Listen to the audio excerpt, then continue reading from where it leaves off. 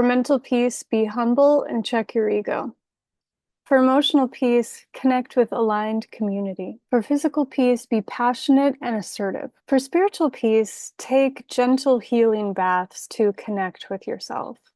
This is a really interesting reading. We've got some messages in here that could seem like contradictions, but they really are the and philosophy of, two things being true that might seem like contradictions. So for our mental health, we're wanting to be deeply humble. And then for our physical health, we're wanting to let our voices be heard and be in our passion and essentially sound our drum. And then with this community card for emotional health, we want to be part of community this month. And we want to be part of community that feels really aligned. So if you're feeling like you're hanging on to a certain group that you're not satisfied with, it might be time to, play around and be open and explore different groups and different people. And then there's also this message of really being very independent and focusing on your connection with yourself for spiritual peace. So it's a lot of support in multiple realms. We want to have our inner health be prioritized. We want to have our community health be prioritized. We want to have our identity not be fixed so that we can truly grow and expand in this life and not be in a limited type of functioning and a limited type of thinking about ourselves. Some of the things that are the biggest hindrances of growth in our life or, you know, delays in achievements or challenges to achieving things in life is our own self-concept. So if you can open up to a different identity, a different way of looking at yourself and a different way of functioning in the world, then you're going to have more mental freedom in order to actually create change versus someone who has a very limited notion of what the possibilities of their life can be. And this is not, I'm not saying this to shame anyone, anything like that, because I've done massive work in this area and I'm still working on this. I think that pretty much everyone should always be working on this, where, we're always growing, we're always expanding. And so if you've had things that you really identify with, that's wonderful, have pride in who you are. But open yourself up to be like, okay, well, maybe I'm this, but I could also be this other thing that maybe seems like a contradiction, but maybe it's actually not. So please be very open with yourself and with others. It's a deeply humble card. It's really a card of looking at, okay, how are the core parts of me intact when I am expanding and changing? It's a really important question to answer and to essentially ponder as you're growing and as you're finding out, okay, what is the permanent part of me? What are these new temporary parts of me that are growing and changing? You know, ask yourself, who am I? Maybe every day. Maybe the answer will change every day, and that's okay. This life is about expansion and experience and, not about just this like staying in your own lane and having this very limited experience. That's not what I don't believe that's what the creator wants for us. And do you really want that for yourself? We have this beautiful thing called free will. For emotional health, going beyond your communal identity is also really important. With this communal dance card, this is asking you to get out of your norm, go out, meet new people, get involved with other groups, especially if you feel stagnant or not satisfied with the groups that you're already in. It's really important to have our social needs met. There's a lot of talk, especially in the spiritual and new age communities, about self-sufficiency and, elements of peace coming from isolation and non-reactivity and all of those things can be true. And we are also a tribal species. We're a communal species. We need each other. They say that there's less chance of heart disease and things like that if you get like 7 hugs a day. We're really in a moment in the history of our species where we are truly understanding how important we are to each other, especially in this time when, in order to survive, we don't exactly need other people. We need money so that we can have choices and essentially pay other people to do things for us. But, before money, before industry, we had our families, we had our tribal human community that was responsible for our survival. And so things have changed. And everyone is different, introverts versus extroverts, people who, grew up with healthy families versus not. There's all kinds of things that play into your social community. And it's really important to understand truly what you need and if you are satisfied. And if not, it's time to branch out. If you are satisfied, it's time to go deeper, really, really connect. This card is all about authentic connection. We want to have community connections that are very, very aligned, where it's like oh, okay, that might be okay, versus oh, yeah, you know, that kind of feeling. And it's not like the just okay things aren't worth our time or anything like that. But we really want to be fully passionate and fully involved and present with the people that we're with. We want to have that electric connection. And it's not always like that, but we want to be really stimulated and soothed or whatever we need from people with the people that we're spending time with this month. So branch out, be playful, just try some new things. This brings up a lot when I consider these concepts. Sometimes some bravery is really needed. It can be hard to initiate a conversation in a place where you're alone or feel insecure or something like that. But, when your people find you or know who you are, then they just want to. Don't worry about not being everyone's cup of tea. It doesn't matter. You just want to find the people who are your cup of tea and people who really, really appreciate you. That's the most important part, so that you can have that full, deep, lovely, loving connection with the people that you're around. So that, in this month of gratitude, you can be really, really grateful. And for physical peace, this is interesting.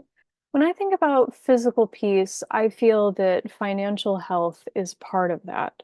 So, one of the messages that can be part of this card is that through this standing your ground, being assertive, speaking your passion, and being really visible and vocal about what you want to have happen can make you, it has the potential to make you some more money this month.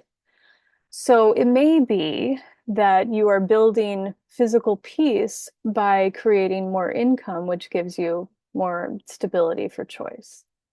So look at the way that this can give you possibly a financial boost.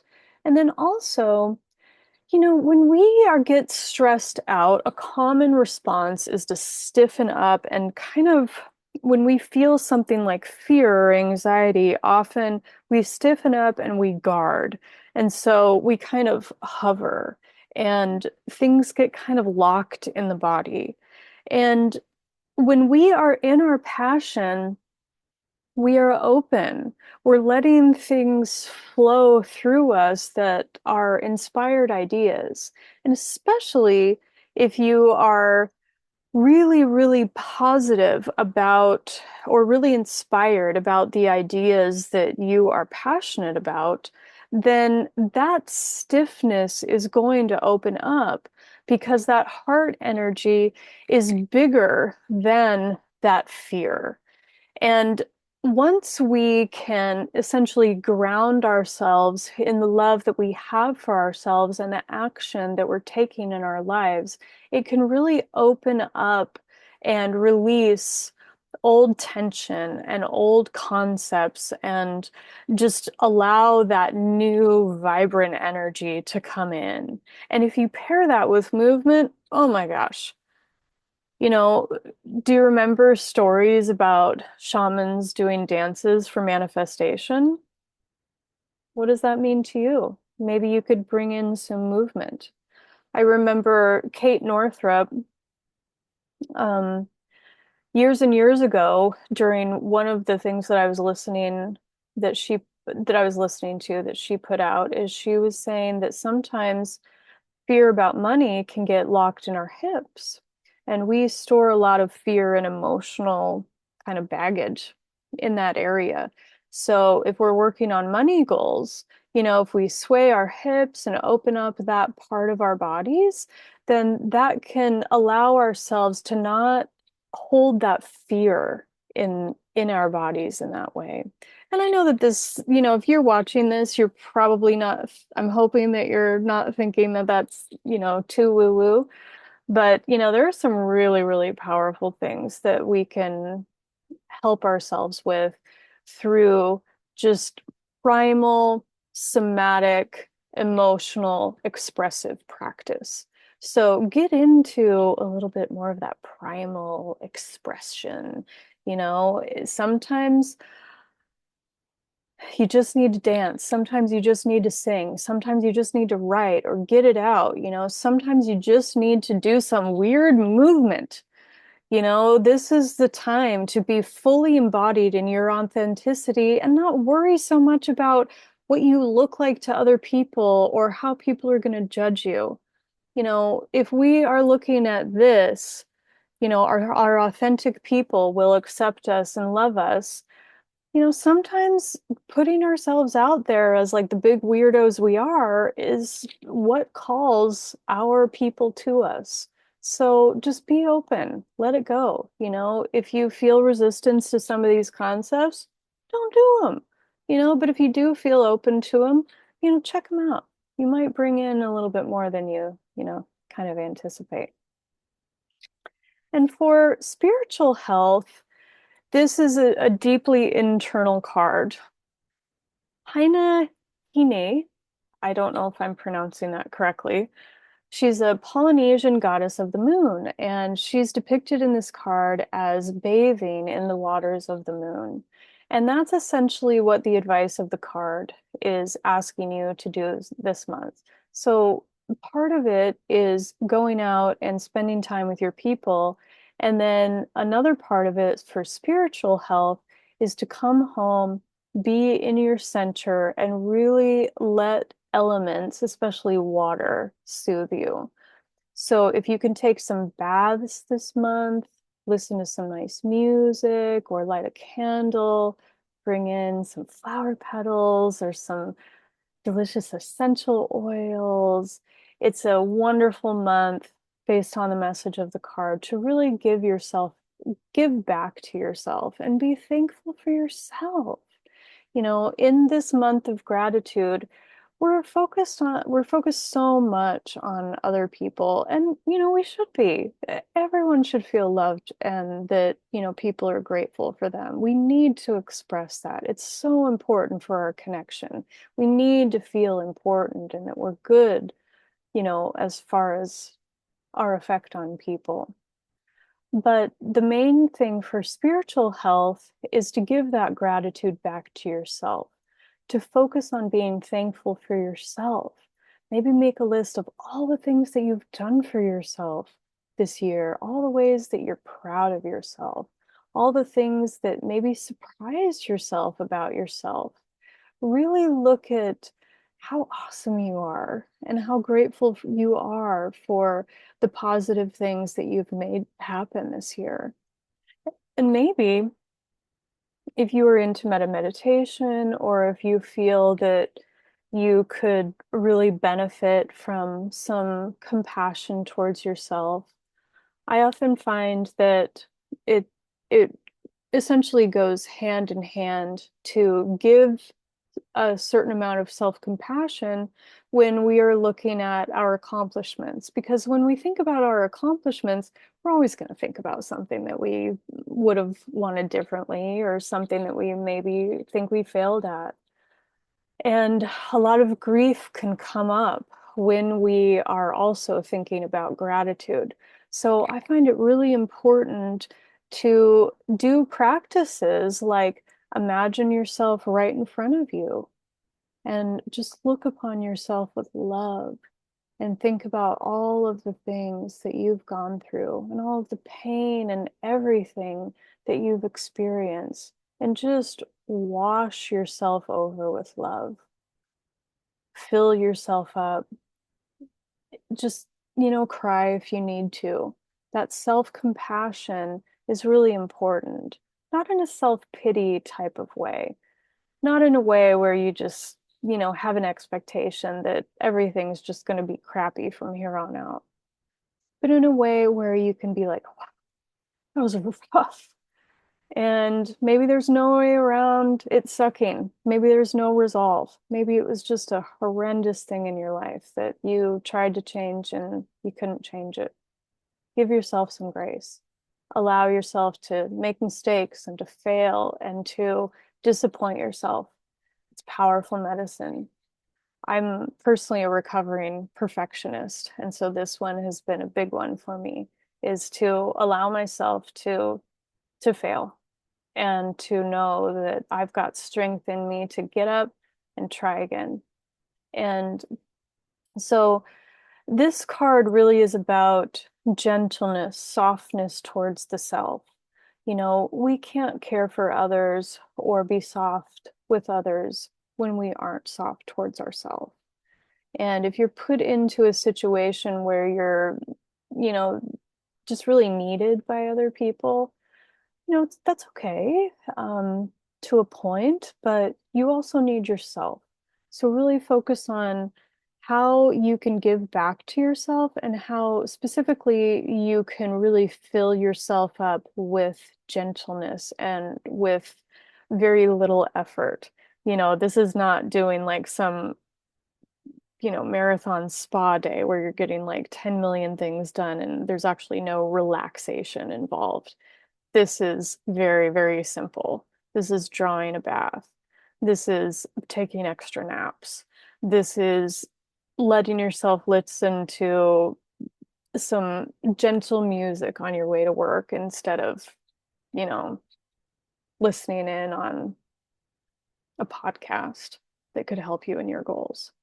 Things like that. Just taking any extra time that you can to really fill yourself up and give yourself gentleness and allow yourself to go on in a very self-connected way.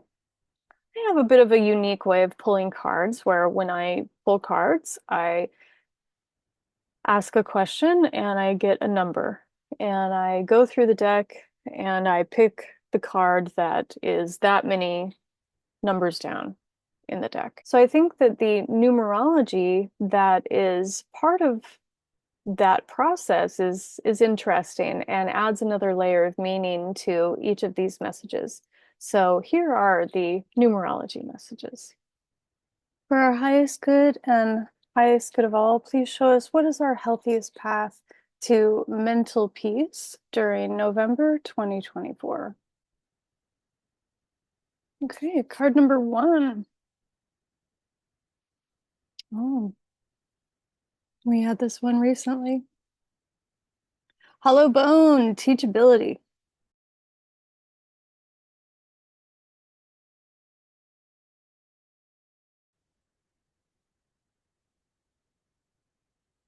This is our deck. For our highest good and highest good of all, please show us what is our healthiest path to emotional peace in November 2024. Card number 10.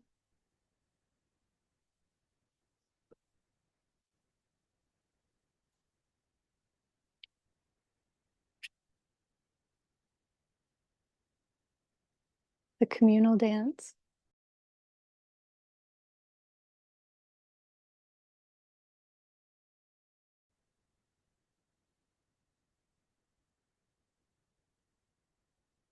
For our highest good and highest good of all, please show us what is our healthiest path to physical peace in November 2024.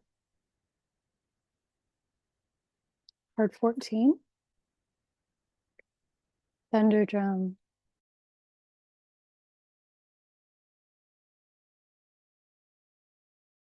This is our deck. For our highest good and highest good of all, please show us what is our healthiest path to spiritual peace this month, November 2024. Card number 2.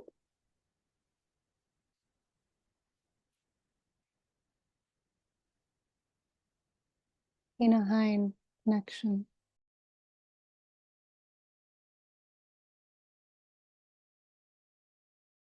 All right. Well, those are some beautiful messages from the cards. I hope that this serves you well and gives you some pointers that will help you walk the path of peace this month. I'm always curious, I love going back and looking at what has happened in my life and how the cards have matched up. And I'm always curious and love hearing about that for other people too. So I'd love to read your comments if you have anything to share in regard to these messages or how they've personally connected with you. This time of year, you may have a lot on your mind. You may be thinking about how to prioritize goals for next year or how to get through the holidays or a million other things. And if you'd like some personalized guidance from me through Oracle wisdom, I can give you some unconventional answers and some great tips to get through life with more ease, more love, and more peace. So if you'd like to get a personalized reading from me, go to peaceoracle.com.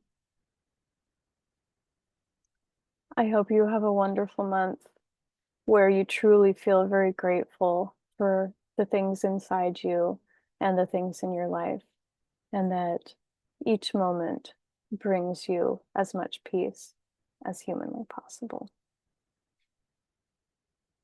Take care, be loved, and walk in peace.